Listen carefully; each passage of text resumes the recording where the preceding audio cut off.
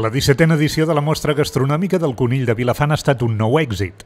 El bon temps ha acompanyat aquesta jornada, on s'han pogut degustar les especialitats de conill preparades per 8 restaurants de la zona i on també s'han presentat les cues de conill, un producte artesanal dolç original de Vilafant.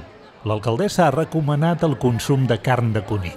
És un aliment tradicional de la nostra dieta mediterrània, ja que les seves propietats nutritives i gastronòmiques el converteixen en un plat ideal per aportar una alimentació adequada i equilibrada. I és que la carn de conill és una carn magra amb moltes propietats nutritives que fa que sigui un aliment excel·lent per a tots els públics. El director dels Serveis Territorials d'Agricultura ha presidit aquesta inauguració a les 11 del matí.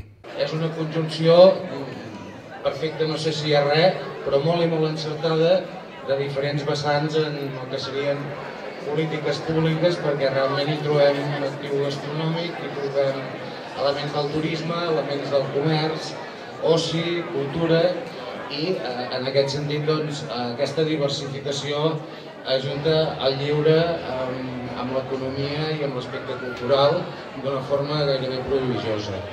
La Mostra del Conill es complementa amb exposicions, música, el tradicional concurs de llançament de totxanes i una completa fira de productes artesanals. Un any més, la nostra fira torna a la seva cita anual amb la voluntat de refermar-se com el màxim exponent de la projecció de Vilafant i, per tant, li dediquem tots els esforços necessaris per millorar-la, cuidant tots els detalls i oferint un atractiu ventall d'actes durant tota la jornada.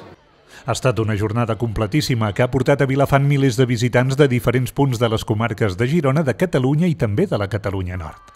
La Mostra del Conill és tot un referent de les fires del país que mou gent de totes les edats.